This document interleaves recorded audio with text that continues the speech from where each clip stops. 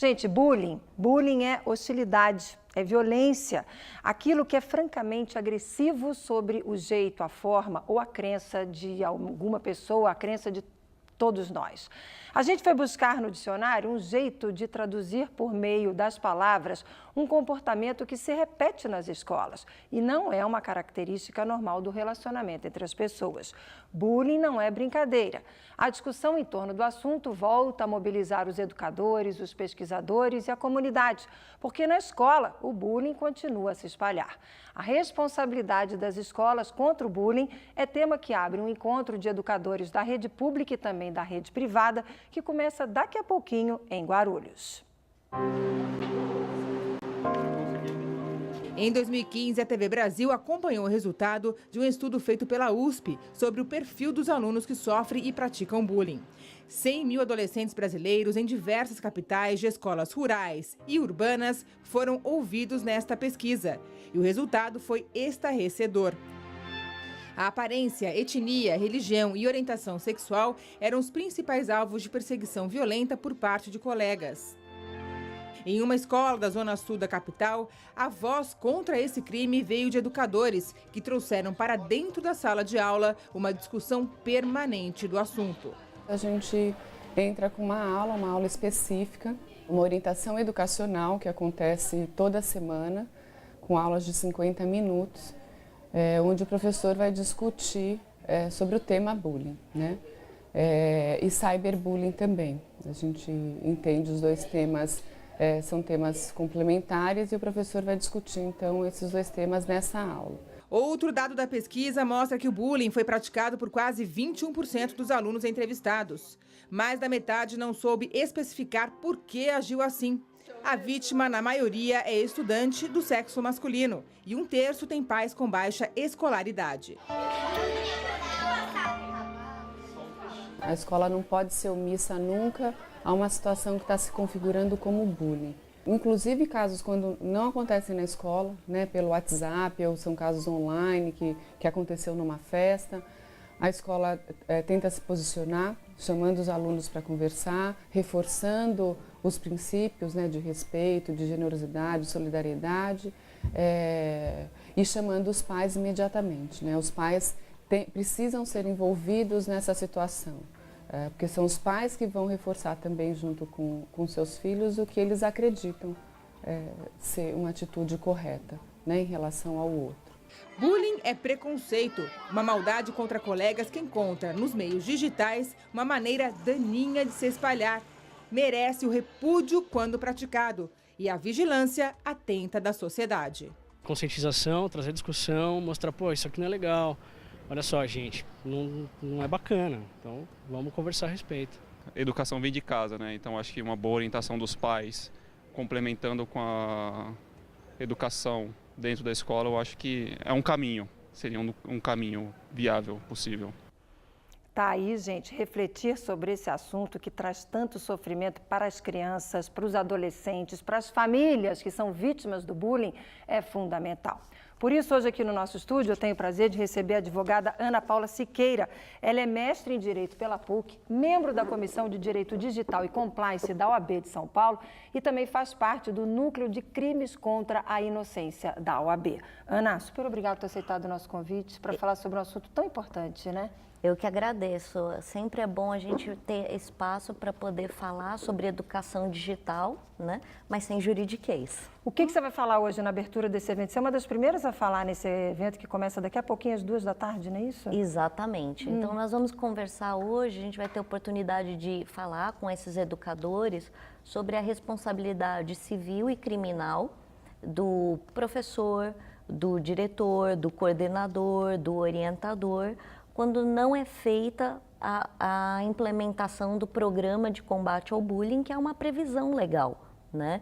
Então, esta lei, que é a 1385 de 2015, exige que todas as escolas tenham um programa sério para a implementação de medidas preventivas e também para que seja feito o combate contra a violência sistemática. Medidas que, por exemplo, passam pelo quê? O que é importante a gente, até como mãe, a gente está atenta ao que a escola está fazendo ou deixando de fazer? O que ela precisa fazer? A lei exige a capacitação dos professores, exatamente. Então, não é mais uma palestra para professores, é um curso mesmo de capacitação para que professores, orientadores e diretores saibam como lidar, né? E isso não se dá em 1 hora ou 2 horas, é um tema muito extenso, né? Então, o que nós recomendamos geralmente é no mínimo 4 horas de curso para que esses profissionais estejam capacitados para diagnosticar, né? E aí vai entrando nos outros pontos, né? O diagnóstico das situações que os pedagogos precisam estar atentos em relação a isso. Há coisas que acontecem na escola e fora da escola também? Por exemplo, uma situação que está acontecendo, mas ela aparece na rede social, no Facebook, enfim. A escola tem que estar ligada nisso também? Tem que estar acompanhando a vida do aluno fora da escola? O objetivo da escola não é só ministrar o currículo que está previsto no MEC, né? Então, o objetivo da escola também é promover a socialização. Cada escola possui uma política pedagógica distinta. Então, algumas seguem Paulo Freire, outras Piaget, outras são construtivistas, enfim. Não existe metodologia certa ou errada. E aí os pais fazem a opção desse método pedagógico e é dentro deste método pedagógico que o programa tem que ser implementado, porque sim, os alunos convivem não apenas dentro da escola, mas fora da escola. E você tem a convivência presencial e a convivência virtual. Que está muito forte hoje em dia, né? Porque a sensação que me passa é que esse tipo de situação sempre aconteceu. Sempre houve uma criança ou outra que foi prejudicada, que foi perseguida. Isso não é uma coisa nova, mas eu acho que o bullying ganha uma proporção maior a partir do momento que tem a divulgação pelas redes sociais e pelo meio digital. Corrija-me se eu estiver equivocada. Não, é exatamente isso, porque o boom do smartphone foi 2009, né? Então, e aí começou a se colocar o celular na mão de crianças e de adolescentes sem a devida instrução. Então, é preciso que a escola e os pais estejam preparados para dar informações para esta geração que é totalmente digital, né? Então, temos pais analógicos, filhos digitais. Como é que nós vamos passar as informações? A informação pode ter em qualquer lugar, né? Às vezes você dá um Google e tem um lugar que vai te dar uma informação equivocada ou que não se aplica à lei brasileira. Então, você precisa passar informações precisas e corretas. Achei muito bacana o que você me disse agora há pouco, antes da gente entrar aqui no estúdio. Você falou no camarim que a lei prevê, inclusive, que a escola dê apoio jurídico, psicológico para a família, para aquela criança, para aquele adolescente que está vivendo a situação de bullying. Eu queria que você falasse um pouquinho sobre isso. Exatamente. Então, é um dos requisitos, né, da implementação do programa, é fornecer esse apoio social, jurídico e psicológico para a vítima e para o agressor. Porque muitas vezes o agressor, antes de estar infligindo sofrimento a alguém, ele já pode ter sido vítima.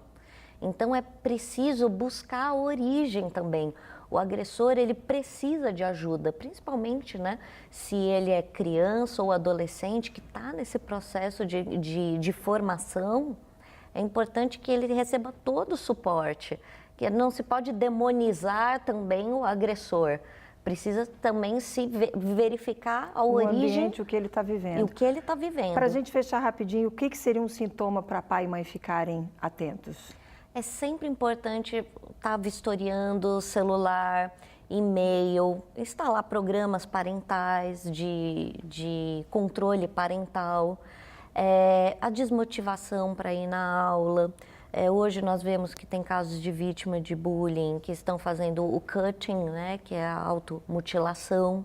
Sempre dar uma olhadinha, entrar no banheiro, ver como é que está o corpo do seu filho, né, se ele está às vezes se autoflagelando por alguma questão, e aí isso também é um sintoma, constantes dores de cabeça, o uso frenético ou descontrolado do celular, Criança não quer desgrudar, não quer ir dormir sem o celular. E hoje o que nós vemos, os principais ataques virtuais estão acontecendo de 9 da noite a 4 da manhã, principalmente nos grupos de WhatsApp. Bom, é com esse alerta que eu vou encerrar aqui, não posso acabar sem antes mostrar aqui rapidinho, fecha aqui, Borbinha, por favor, o livro da Ana, acabou de ser lançado em abril, aqui fala tudo sobre essa lei anti-bullying, não é isso? Onde é que as pessoas podem encontrar o livro, Ana, se elas quiserem?